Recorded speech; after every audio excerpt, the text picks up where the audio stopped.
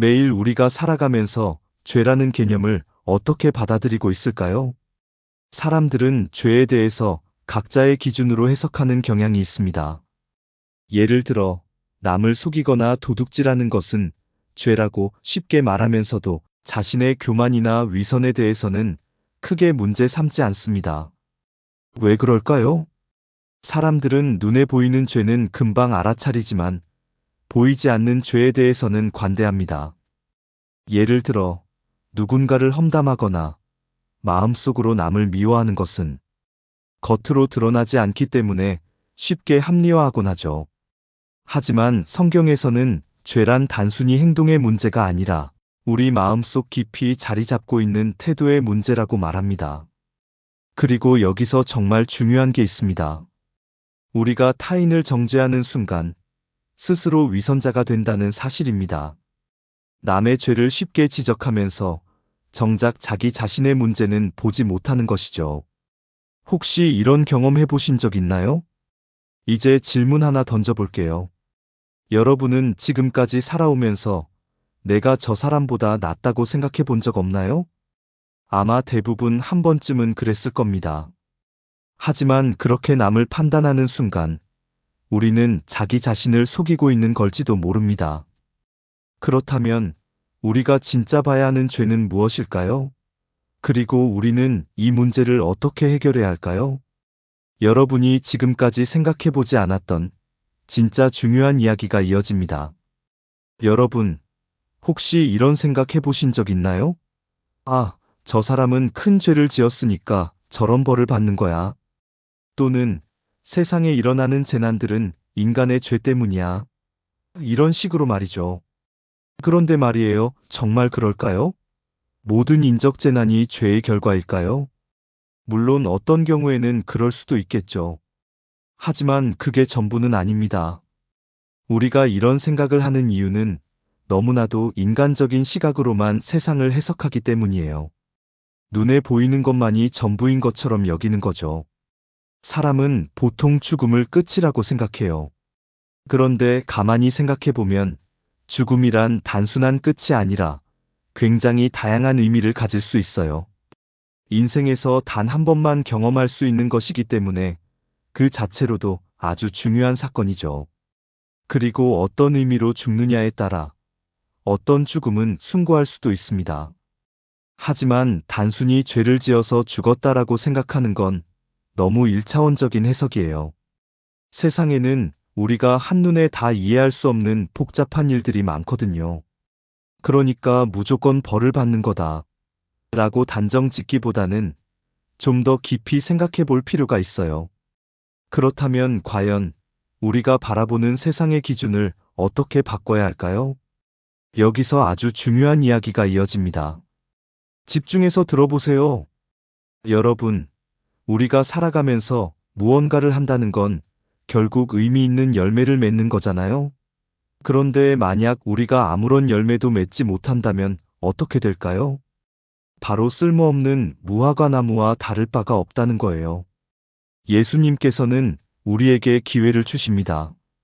하지만 중요한 건 그 기회가 영원하지 않다는 사실이에요. 회개할 시간이 무한정 주어지는 게 아니라는 거죠. 그래서 예수님은 우리를 위해 직접 움직이십니다. 우리의 땅을 파고 걸음을 주시면서 우리가 다시 열매를 맺을 수 있도록 도와주신다는 거예요. 이게 정말 중요한 포인트예요. 우리는 스스로 변하려고 노력해야 하지만 결국 우리가 회개하고 변화할 수 있는 건 예수님의 은혜 덕분이에요. 그러니까 우리가 해야 할 일은 무엇일까요? 바로 그 기회를 놓치지 않는 거예요. 그렇다면 예수님께서 우리에게 주신 기회와 걸음이 정확히 무엇인지, 그리고 우리는 어떻게 반응해야 할지 더 깊이 들어가 볼까요? 본질과 형식, 이 둘의 차이를 아시나요? 많은 사람들이 신앙생활을 하면서 형식에만 집착하는 경우가 있습니다. 하지만 중요한 건 형식이 아니라 본질입니다. 형식은 본질을 위한 과정일 뿐이죠. 예를 들어볼까요? 어떤 사람이 매일 기도하고 예배드리지만 정작 그 의미를 이해하지 못한다면 어떨까요? 그건 그냥 습관일 뿐입니다. 아무리 신앙생활을 열심히 해도 본질을 깨닫지 못하면 형식적인 종교 행위에 불과합니다. 이런 현상은 예수님 시대에도 있었습니다. 예수님께서 한 여인을 치유하셨을 때 유대인들은 그 행위를 문제 삼았죠. 왜냐하면 그날이 안식일이었기 때문입니다. 하지만 예수님께서는 말씀하셨습니다. 너희는 안식일에도 소나 나귀에게 먹이를 주지 않느냐고요. 동물은 챙기면서 사람을 돕는 것은 잘못됐다는 게 말이 될까요? 이게 바로 본질을 잃어버린 신앙의 모습입니다. 신앙은 사람을 살리고 자유롭게 하는 것이지 형식적인 규칙 속에 가둬두는 게 아닙니다. 그렇다면 우리도 한번 점검해 봐야겠죠. 혹시 우리도 신앙을 형식적인 습관처럼 대하고 있지는 않은지, 정말 중요한 본질을 놓치고 있는 건 아닌지 말이죠. 다음 내용에서는 이 본질이 우리의 삶을 어떻게 변화시킬 수 있는지 이야기해 보겠습니다. 여러분, 하나님 말씀의 본질을 진짜로 깨닫게 되면 어떤 변화가 일어날까요? 처음에는 정말 작은 변화로 보일 수 있어요. 마치 눈에 잘 띄지 않는 씨앗 같죠. 하지만 그게 쌓이고 쌓이면 결국 우리 삶 전체를 바꿔버립니다. 예수님께서 겨자씨와 누룩을 비유로 말씀하신 이유가 바로 여기에 있어요. 겨자씨는 눈에 보이는 외적인 성장, 즉, 우리의 변화가 점점 커지는 모습을 상징하죠. 반면에 누룩은 보이지 않는 내적인 확산을 뜻합니다. 안 보이지만 깊숙이 퍼지는 변화의 힘을 의미해요. 우리 안에 심겨진 겨자씨 같은 믿음이 자라면 결국 그것이 공동체 전체로 확산됩니다. 그리고 결국 우리가 꿈꾸는 하나님 나라를 만들어가는 과정이 되는 거죠. 그럼 중요한 질문 하나 던져볼게요.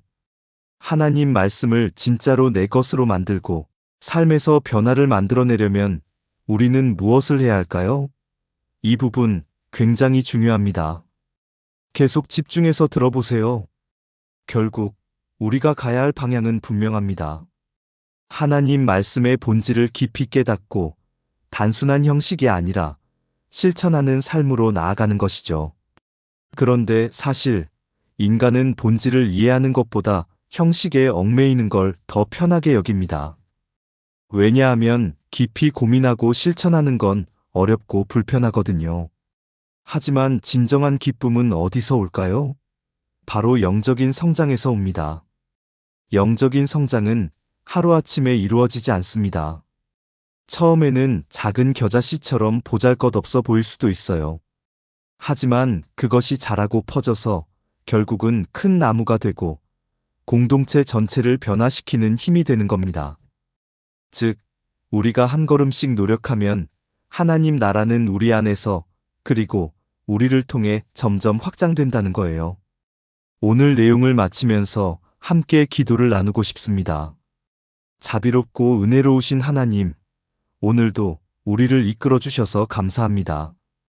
우리가 종종 육신적인 습성에 이끌려 살았음을 고백합니다. 하지만 이제는 더욱 하나님 말씀을 가까이 하고 그 안에서 더 큰 기쁨을 누리고 싶습니다. 우리에게 주신 영적 습성을 성장시키고 하나님 나라의 참된 가치를 깨닫게 해주세요. 예수님의 가르침을 깊이 새기고 실천할 수 있도록 우리를 붙들어 주시고 인도해 주세요. 우리의 작은 변화가 결국 하나님 나라를 이루어가는데 쓰임 받을 수 있도록 도와주세요. 오늘도 우리의 기도를 들어주시는 하나님께 감사드립니다. 예수님의 이름으로 기도드립니다. 아멘. 이제 우리가 해야 할 일은 무엇일까요? 오늘 배운 내용을 우리의 삶에 어떻게 적용할 수 있을까요? 다음 영상에서는 더 깊이 있는 실천 방법과 놀라운 통찰을 나눠볼 예정이니까 기대해 주세요. 구독과 좋아요, 알람 설정까지 해두시면 놓치지 않으실 수 있습니다. 마지막까지 시청해 주셔서 감사합니다.